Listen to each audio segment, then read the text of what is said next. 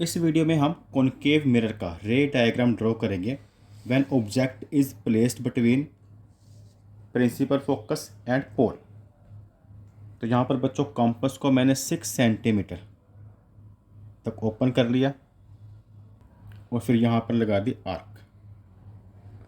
इस तरह से कॉनकेव मिरर को बच्चों आप करोगे ड्रॉ, और इसका आउटर सरफेस पॉलिश्ड होता है और इनर सरफेस रिफ्लेक्टेड। तो आउटर साइड इसके कुछ इस तरह से आप शेडेड कर दोगे, और जहाँ पर आपने ये पिन रखकर ये नीडल रखकर ये ड्रॉ किया था, यहाँ पर तो आप ऐसे भी चेक मार्क लगा सकते हो कि इतनी कंपास खोली थी तो यहाँ पर मार्क लगाने। ये होगा सेंटर ऑफ कर्वेचर, जिसे हम सी लिखेंगे।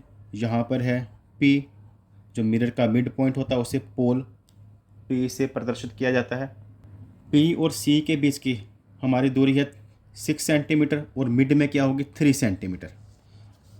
जो सेंटर ऑफ कर्वेचर और पोल के बिल्कुल सेंटर वाला पॉइंट है उसे हम क्या लिखेंगे एफ से, यानी कि प्रिंसिपल फोकस। हमारा केस है कि जो ऑब्जेक्ट है वह पोल और प्रिंसिपल फोकस के बीच में है, तो यहाँ पर एक हम ऐसे एरो ड्रॉ कर देते हैं। ये क्या है ऑब्जेक्ट, इसका तो चाहिए तो आप नेम दे सकते हो ए और बी। नेक्स्ट बच्चों आपने क्या करना है, जब भी प्रिंसिपल एक्सिस, इस लाइन को प्रिंसिपल एक्सिस कहते हैं, जब भी कोई ray of light principal axis के पैरेलल आती है तो वह मिरर से टकराने के बाद आफ्टर रिफ्लेक्शन फोकस में से इस पॉइंट से होती है बाहर जाती है। तो हम एक रे ऑफ लाइट ड्रॉ करेंगे जो ऑब्जेक्ट के हेड से कुछ इस तरह से पैरेलल आएगी, तो ये यहाँ पर टकराई और इस पॉइंट और एफ वाले पॉइंट को, जहाँ पर टकराई और एफ वाले पॉइंट को मिलाकर एक रे ऑफ लाइट वापस चली जाएगी।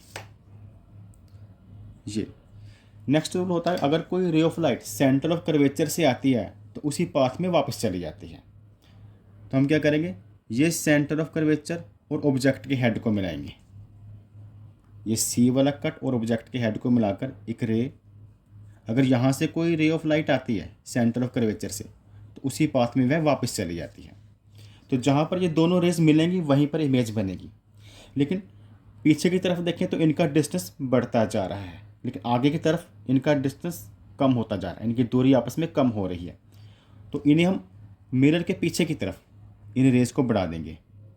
मिरर के पीछे की तरफ अगर इन रेज को बढ़ाना है तो आपने इन्हें डॉटेड लाइन ड्रॉ करनी है कुछ इस तरह से। दूसरी रे भी, ये भी बढ़ा देते हैं, इसको भी आप ऐसे कुछ डॉटेड ड्रा करोगे, और जहाँ पर ये दोनों रेज मिलेंगी वहीं पर इमेज बनेगी। इमेज इसमें देखें तो वो सीधी बनी है और मिरर के पीछे बनी है, और इस इमेज को नेम दे लेते हैं ए डैश और बी डैश। आप ऐसे नेमिंग दोगे, फिर आप लिखोगे इसकी पोजीशन के बारे में, कहाँ पर बनी है, तो बिहाइंड द मिरर, मिरर के पीछे। इसके नेचर के बारे में वर्चुअल एंड इरेक्ट, इरेक्ट मतलब सीधी, और ये मिरर के बीच में दिखाई दे रही है तो वर्चुअल। इसके साइज़ को कंपेयर करें तो इमेज का जो साइज़ है वह ऑब्जेक्ट के साइज़ से बड़ा है, larger than object. Next video में हम करेंगे व्हेन ऑब्जेक्ट एट फोकस। अगर आपको यहाँ पर थंबनेल नज़र आ रहा है तो आप वहाँ पर क्लिक करके देख सकते हैं। Thanks for watching.